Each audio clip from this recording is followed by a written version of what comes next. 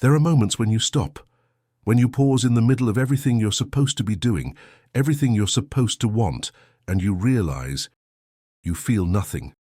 Not sadness exactly, not emptiness in the dramatic sense, just absence. The things that once lit you up now pass through you like light through glass. Beautiful, perhaps. Meaningful, maybe. But not yours. Not anymore. You scroll. You buy. You plan. You consume content designed to make you feel something. Anything. And for a moment there's a flicker, a tiny spark, but it fades before you can even name it. And you're left wondering what happened. When did joy become this elusive? When did aliveness slip away so quietly that you didn't even notice it leaving? This is not a story about depression, though it might feel like it. This is not about clinical emptiness or chemical imbalance. This is about something quieter, more insidious. It's about the slow disappearance of joy in a world designed to deliver it constantly.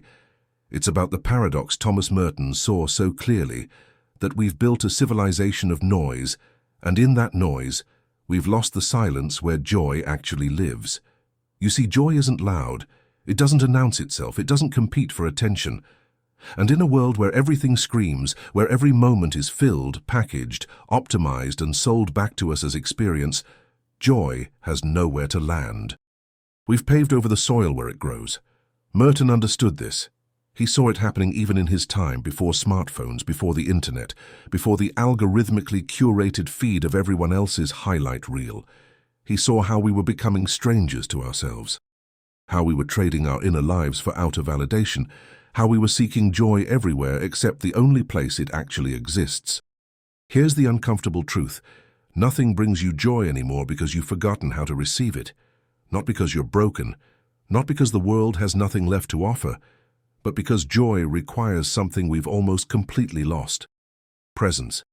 Stillness.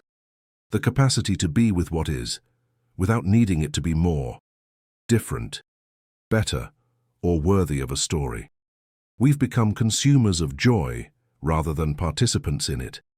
We seek it in things that can be acquired, achieved, displayed. We look for it in experiences that can be photographed, in accomplishments that can be shared, in sensations that can be repeated and controlled. But joy doesn't work that way. Joy is what happens when you stop seeking it, when you stop performing your life and start actually living it. Think about the last time you felt truly joyful, not excited, not entertained, not distracted, but genuinely, quietly, deeply joyful. Chances are, it wasn't during something impressive. It wasn't during peak experience or optimal conditions. It was probably something small, unexpected, a moment you weren't trying to create.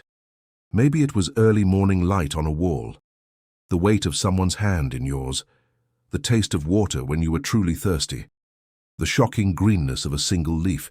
These moments don't announce themselves. They don't arrive with fanfare. They simply are.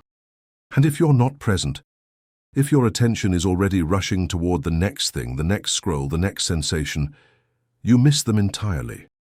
Not because they're not there, but because you're not. Merton spent years in silence, not because he hated the world, but because he loved it enough to actually see it.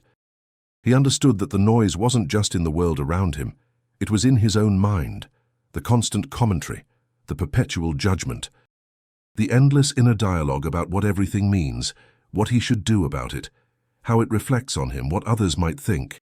And here's what he discovered. Beneath that noise, there's a kind of attention that doesn't grasp. A way of seeing that doesn't immediately convert everything into utility, meaning, or self-reference, a presence that simply receives.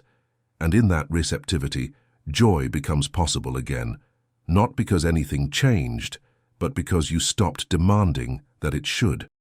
The tragedy of modern life is not that we lack opportunities for joy.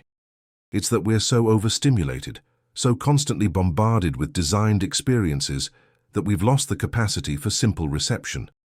We've trained ourselves to need intensity, novelty, constant stimulation. And in doing so, we've made ourselves numb to the quiet aliveness that's always here. You've probably noticed this. How you need things to be bigger, faster, more extreme just to feel something. How experiences that would have amazed you a few years ago now feel flat. How you consume content at higher and higher speeds, switch between apps more and more rapidly, need stronger and stronger sensations just to register anything at all. This isn't your fault. This is by design. Every platform, every app, every advertisement is engineered to capture and keep your attention, to make you feel something, however briefly, so you'll come back for more. And the more you engage with these designed experiences, the more your capacity for natural, unforced joy atrophies. Like a muscle you've forgotten how to use. Merton would call this a kind of death. Not physical death, but the death of the inner life. The death of the self that simply is, without needing to prove, perform, or produce. The death of contemplative awareness, of the ability to be present with reality without immediately trying to use it for something. And here's the cruel irony. The more we chase joy through consumption, through experience seeking, through the endless acquisition of things and moments and validations, the further it recedes. Because joy isn't something you can capture. It's not an object, not an achievement, not a peak state you can manufacture and maintain. It's the natural condition of a mind that's not at war with what is. You don't find joy, you stop preventing it. Think about a child watching rain. Not trying to make meaning from it, not thinking about what it represents or how it affects their plans, just watching, present, absorbed. There's joy in that. Not because rain is inherently joyful, but because the child's attention is completely there, undivided, not wanting the moment to be anything other than what it is. You used to know how to do this, before you learned that every moment should be optimized. Before you internalized the idea that your value depends on your productivity, your status, your ability to curate an impressive life. Before you started living as if you were always being watched, judged, measured. Merton saw this trap clearly. He saw how we create a false self, a performing self, that exists entirely for others, and then we wonder why nothing satisfies us, why accomplishments feel hollow, why even our pleasures feel somehow second-hand, as if we're watching ourselves have them rather than actually having them. The path back to joy is not addition, it's subtraction, not seeking more experiences, but stripping away the noise that prevents you from receiving the ones already here. Not trying to feel more, but releasing the defenses that prevent you from feeling what you're already feeling. This is difficult work, not because it's complicated, but because it's simple. And we don't trust simple anymore. We think transformation should be dramatic, that healing should be visible, that any real change must involve some kind of epic journey or peak experience. But the truth is quieter. The truth is that you're one breath away from presence. One moment of genuine attention away from aliveness. But you have to choose it. You have to deliberately step out of the stream of noise, distraction, and designed experience. You have to risk being bored, risk missing out, risk the discomfort of being alone with your own mind, your own life, your own unadorned existence. This is what Merton did. He withdrew. Not forever, not completely, but enough to remember what silence sounds like. Enough to let his attention settle, enough to discover that beneath the anxiety, beneath the grasping, beneath the constant low-level dissatisfaction, there's a kind of okayness, a simple isness. And in that isness, joy becomes possible again. Not the joy of getting what you want, not the joy of peak experience or optimal conditions, but the joy of being alive, of breathing, of seeing, of existing in a world that is, against all odds, astonishingly beautiful when you actually look at it. You think you want more experiences, more intensity, more proof that your life matters. But what you actually need is less noise, less performance, less constant evaluation of whether this moment is good enough, meaningful enough, worth sharing. What you need is to stop, to deliberately create space, not to fill it with something better, but to let it be empty, to let your nervous system remember what it feels like to not be in response mode, to let your attention settle like silt in water until what remains is clear. This is hard in the beginning. The silence will feel threatening. Your mind will rush to fill it with worry, with planning, with reviewing, with anything to avoid just being here. You'll want to reach for your phone. You'll suddenly remember urgent things you need to do. You'll feel itchy, restless, like you're wasting time. This is withdrawal, not from substances, but from stimulation, from the constant hit of novelty, validation, and distraction. And like any withdrawal, it's uncomfortable. But on the other side of that discomfort is something you've almost forgotten. The ability to be present, the capacity for simple attention, the return of wonder. Merton discovered that joy isn't something you find at the end of a spiritual journey.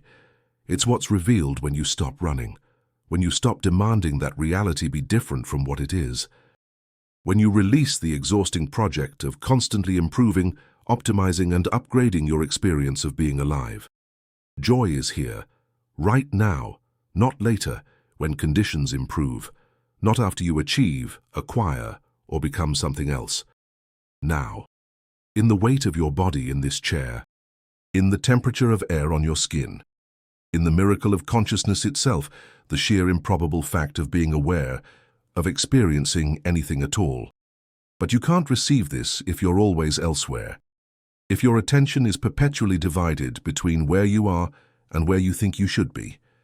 If you're constantly comparing this moment to some imagined better one, constantly evaluating whether what's happening is good enough, meaningful enough, impressive enough. The return of joy requires a kind of death.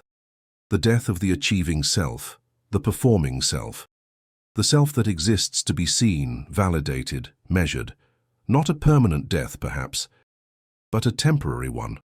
Long enough to remember that you exist even when no one's watching, that life is happening even when you're not trying to make it happen. This is what contemplation is, not some exotic spiritual practice requiring years of training. Just the simple act of being present, of paying attention without agenda, of receiving what is without immediately trying to use it for something. And here's what happens when you practice this, even briefly, even imperfectly. The world becomes interesting again. Not because it changed, but because you're actually looking at it. Colors seem brighter. Sounds have texture. Ordinary moments reveal hidden depth. Not always, not constantly, but enough. Enough to remember that aliveness was never really gone. You were just too distracted to notice it. But let's be honest about what you're up against, because the forces pulling you away from presence are not accidental. They're designed, engineered, optimized to capture your attention and keep it captive.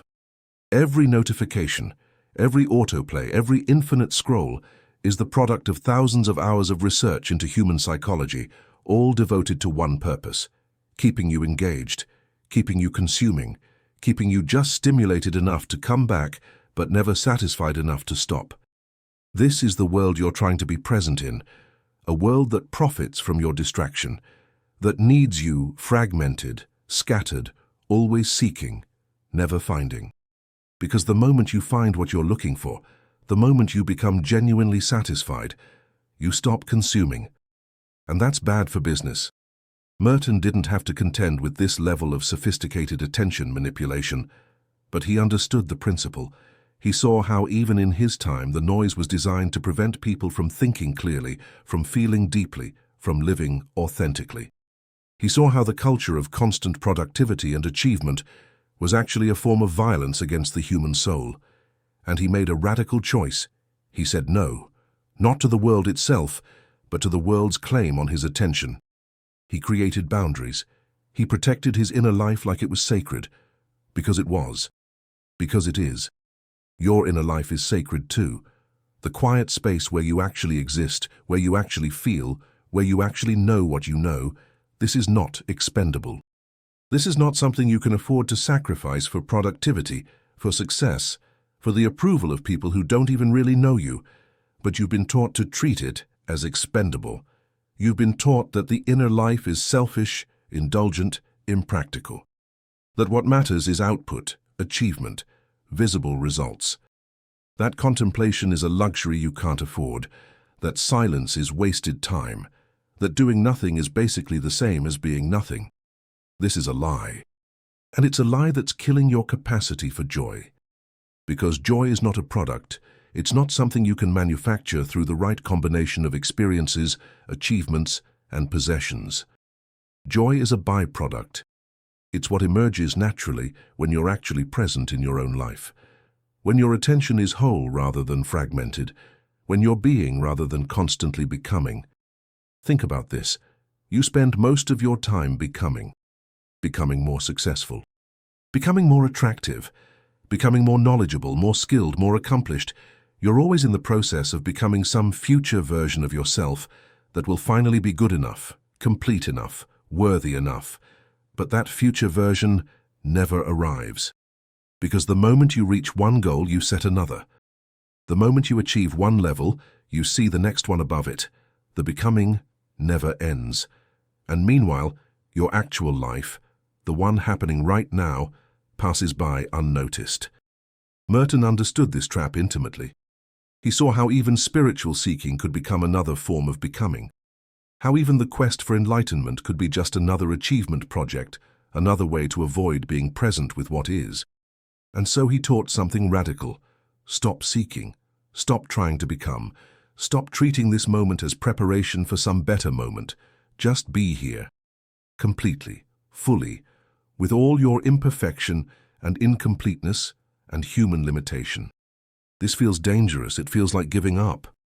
Like settling, like you're abandoning your potential, your ambition, everything you could become. But actually, it's the opposite. It's the only way to access your real power. Because when you're constantly becoming, you're always somewhere else. Your attention is always divided. You're never fully here, fully present, fully available to actually live. And life only happens in the present. Not in your plans for the future or your memories of the past. Here, now, in this breath, this sensation, this moment. You know this intellectually. Everyone knows this. But knowing it intellectually is not the same as living it. And you can't live it while you're still running, while you're still treating every moment as a stepping stone to somewhere else. The return to joy requires you to stop running, to stop seeking, to stop the constant project of self-improvement long enough to discover that you were never actually broken. You were just told you were. You were sold the idea that you needed fixing, improving, optimizing, that your natural state was insufficient. That joy was something you had to earn through achievement, acquire through the right experiences, unlock through the right techniques. But this is backwards. Joy is your natural state. It's what's there when you remove the obstacles. When you stop the constant doing and achieving and improving and just exist. This doesn't mean you never do anything. It doesn't mean you abandon goals or stop growing. It means you stop deriving your sense of worth, your permission to be alive, from those things. You stop making your okayness conditional on your accomplishments. You start to understand what Merton meant when he said that the biggest problem in the modern world is that people don't know who they are.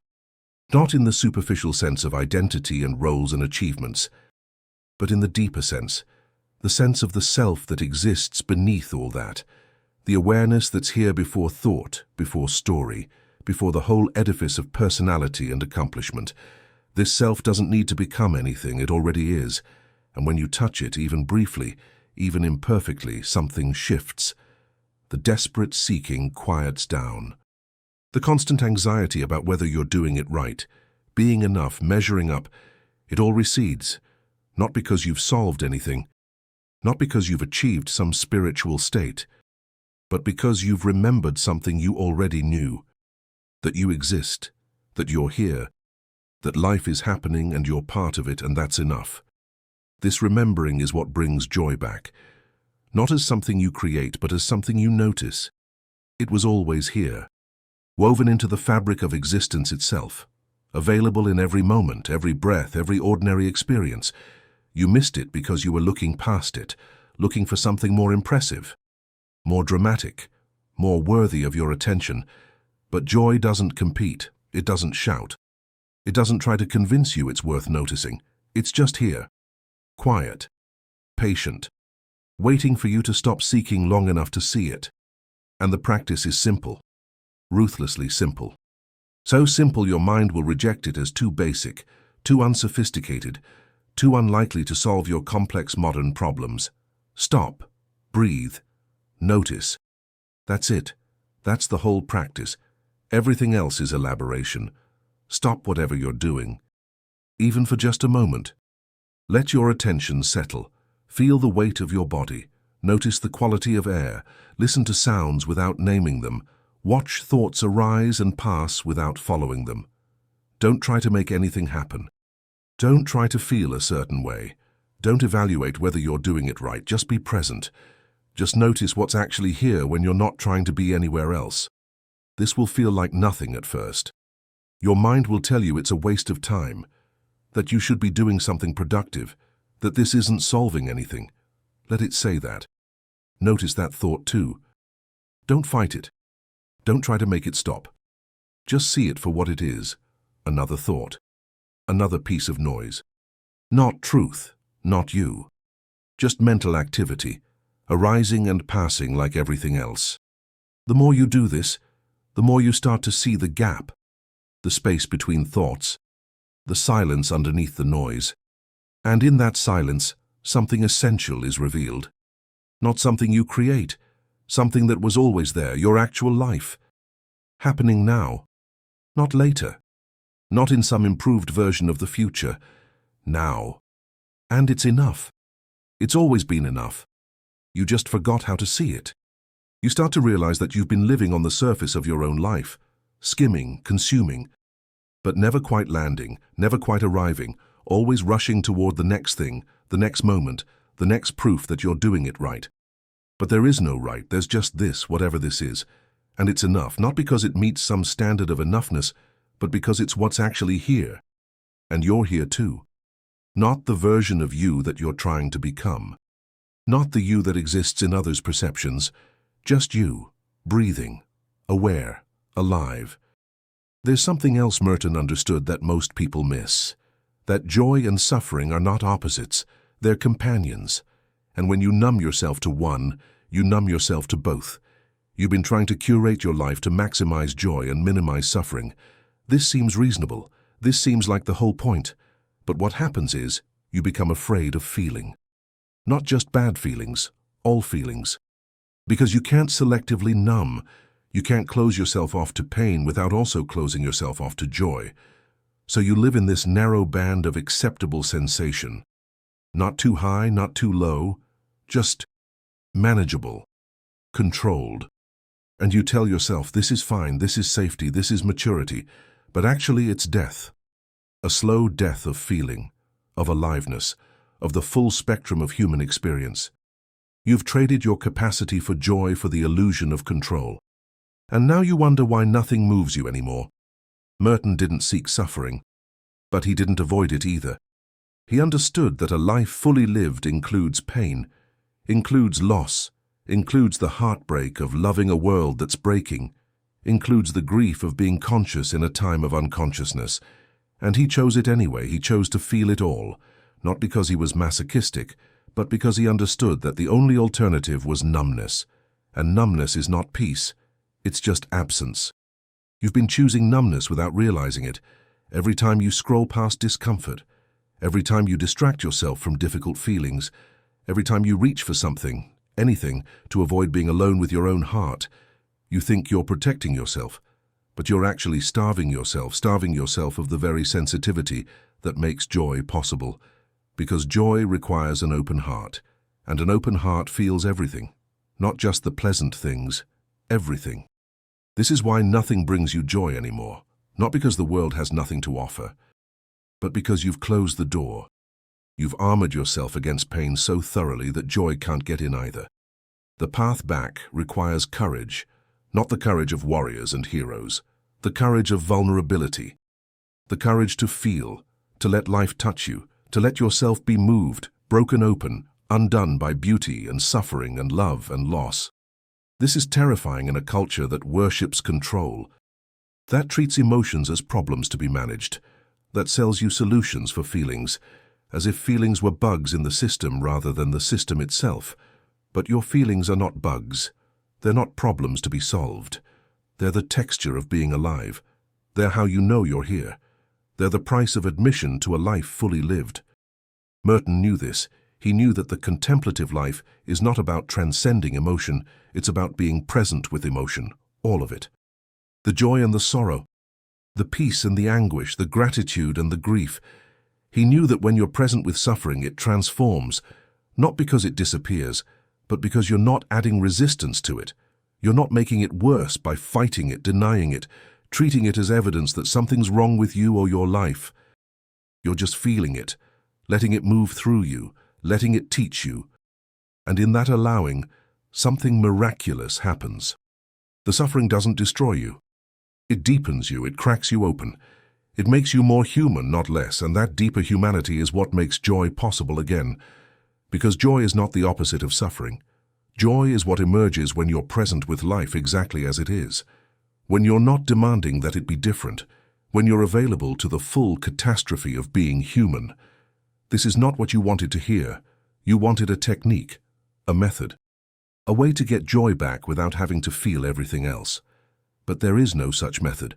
Or rather, every method that promises this is selling you more numbness, more control, more of what got you here in the first place. The real path is simpler and harder. Stop running. Stop numbing. Stop trying to curate your experience into something manageable. Let yourself feel. Let yourself be here. Let life be as messy and painful and beautiful and heartbreaking as it actually is. This doesn't mean wallowing. It doesn't mean becoming overwhelmed. It means developing the capacity to be present with difficulty without collapsing or fleeing, to feel without identifying, to suffer without making suffering your identity. Merton called this detachment, but not detachment in the cold sense. Detachment in the sense of being present without grasping, of feeling without clinging, of loving without possessing, of suffering without drowning. This is a skill. And like any skill, it develops with practice. You start small. One breath, one moment. One small difficulty that you choose to be present with instead of immediately trying to fix, escape, or numb. Maybe it's the discomfort of sitting still. Maybe it's the anxiety that arises when you're not distracting yourself. Maybe it's the grief you've been carrying that you've never let yourself fully feel. You breathe, you stay, you let it be there without making it mean something about you. Without treating it as a problem, without adding story and drama and meaning. Just this is what's here right now. This is what being human feels like in this moment, and then it passes. Because everything passes. The joy passes. The suffering passes. The whole parade of human experience arises and dissolves. Arises and dissolves. When you stop grasping at the good and resisting the bad, when you let the whole dance happen without trying to choreograph it, something shifts. You start to taste a different kind of joy. Not the joy of getting what you want, the joy of being alive to whatever is. This joy is quieter, steadier. It doesn't depend on conditions. It doesn't require anything to be different than it is. It's just the natural radiance of awareness itself, of being, of the mysterious fact that anything exists at all, and you're here to witness it. This is the joy Merton found in silence, not the joy of attainment, but the joy of recognition, of coming home to your own existence, of realizing that the thing you've been seeking everywhere else was never actually lost. You just stopped paying attention to it. The path back is not complicated. Sit, breathe, notice. Not to achieve some state of bliss, not to become enlightened or optimal or perfectly present, just to practice being here, to train your attention to stay with what is, even when it's ordinary. Especially when it's ordinary. 5 minutes. That's all. 5 minutes where you're not consuming, not producing, not trying to be anything other than aware. 5 minutes where the only thing happening is breath moving, body existing, sounds occurring, thoughts passing through. At first, this will feel like nothing, like you're wasting time, like you should be doing something productive. But gradually, if you keep returning to it, something shifts. The noise starts to settle. The constant inner commentary quiets down. And in that quietness, you start to notice things you've been missing. And here's something crucial that Merton understood. You have to do this alone. Not always. Not forever. But regularly. You need time away from the influence of others. Away from the constant negotiation of identity that happens whenever another person is present. This is not popular wisdom. We're told that connection is everything. That isolation is the problem. That the cure for what ails us is more contact, more community, more togetherness. But Merton knew something deeper, that you can't truly connect with others if you've lost connection with yourself, that all the socializing in the world won't cure loneliness if you're lonely inside your own skin, that you have to be somebody before you can truly be with somebody else. Solitude is not the same as loneliness. Loneliness is feeling isolated, even when you're surrounded by people. Solitude is choosing to be alone so you can actually meet yourself, so you can hear your own thoughts, so you can discover what you actually feel, want, know, beneath all the conditioning and performance and pleasing. You're afraid of this. You should be. Because in true solitude, you can't hide, you can't perform, you can't distract yourself with the reflections you see in others' eyes. You have to face yourself, all of yourself, the parts you've been avoiding. This is why you fill every moment, why you can't be alone without reaching for your phone, why silence feels threatening. You're not actually afraid of being alone. You're afraid of who you'll meet when you are. But that person, the one you meet in silence, is the only one who can actually feel joy. The performed self, the one that exists for others, can feel approval, can feel validation, can feel the temporary hit of external confirmation, but it can't feel joy. Because joy requires authenticity, and authenticity requires solitude. Merton spent hours every day alone, not because he hated people, he loved people, but he understood that he had nothing real to give them if he didn't know himself, if he didn't have his own center, if he was just a collection of responses to others' expectations. So he chose solitude, not as escape, as foundation, as the ground from which real connection becomes possible. Think about your relationships. How many of them are real? How many are just roles you're playing? How much of your interaction is authentic sharing versus performance? How often are you actually present with another person versus managing their impression of you? You can't answer these questions honestly while you're in the relationships. You need distance, perspective, time alone to discover who you are when no one's watching, what you actually think when you're not responding to someone else's opinion, what you actually feel when you're not managing someone else's feelings. This solitude doesn't make you antisocial. It makes you real. And real connection only happens between real people. Everything else is just mutual performance. Two mirrors reflecting each other. No one actually there. The joy you're missing is partly the joy of authentic connection. But you can't have that while you're still performing, while you're still trying to be who you think you should be, while you're still afraid of being seen as you actually are. Solitude is where you practice being yourself, where you discover what yourself even means, where you build the foundation of authenticity that makes real connection possible. But this takes time, and silence, and the willingness to be bored, to be uncomfortable, to sit with all the feelings and thoughts and questions that arise when you stop running. Most people never do this. They go their whole lives never really meeting themselves, never discovering what they actually believe, feel, want, beneath all the layers of conditioning. They live according to scripts written by others, and they wonder why nothing feels real, why even their relationships feel hollow. You have to choose differently. You have to value your inner life enough to protect it, to create space for it, to defend it against all the forces that want to colonize your attention, your time, your very capacity for thought. This is not selfish. This is essential. You can't give what you don't have. You can't love others authentically if you don't know yourself. You can't be present in connection if you've lost presence with yourself. Merton understood this paradox, that the path to real connection goes through solitude, that you have to be alone to learn how to be together, that the most generous thing you can do for others is to become genuinely yourself. So you practice. Not just the sitting, not just the breathing, but the larger practice of creating boundaries, of saying no to constant availability, of protecting time for silence, for solitude, for the encounter with your own existence. This will feel selfish at first. People will question it. They'll miss your constant availability.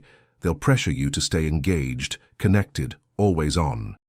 But you have to resist, not because you don't love them, because you do, and you know that what they need from you is not performance, not constant availability, not the version of you that's always pleasant, always helpful, always accommodating. What they need is the real you, the you that knows itself, the you that has something genuine to offer because it's rooted in something real, the you that can be present because it's not constantly fleeing from itself. The light is different every single day. The air has a quality. Your own body is an astonishing thing, managing a million processes you never think about. Existence itself is strange and inexplicable, and when you really pay attention, almost unbearably beautiful. This is what you lost. Not joy itself, but the capacity to receive it. The ability to be present enough, still enough, quiet enough to notice what's already here. Merton spent decades learning to see this way. Learning to resist the pull of noise, accomplishment, and performance. Learning to value the inner life as much as the outer one. And what he discovered was that the spiritual life is not separate from the ordinary life. It's the ordinary life, fully attended to. Joy returns when you stop treating every moment as a means to some other moment, when you stop postponing aliveness until conditions are perfect, when you release the exhausting project of constant self-improvement and just be. Not forever. You can't stay in contemplative awareness all the time. You have things to do, responsibilities, a life to live. But even brief moments of genuine presence change everything. They create gaps in the noise, spaces where joy can slip back in. And once it does, once you remember what it feels like to be truly here, you start making different choices. You start protecting these moments, creating them deliberately. Not because you should, but because you've remembered what you've been missing. You turn off notifications. You take walks without earbuds. You sit with coffee in the morning without scrolling. Not as disciplines, but as acts of self-love. As ways of saying, my presence matters, my attention is valuable, my life is worth being fully lived, not just documented, optimized, and performed. This is revolutionary in a world that wants you constantly distracted, constantly consuming, constantly available. To choose presence is to reclaim your life from the forces that have colonized it, to insist that there's something more important than productivity, more valuable than validation, more real than performance.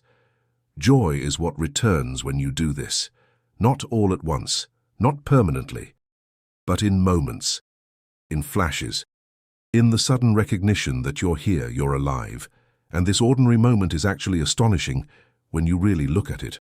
Merton would say this is prayer.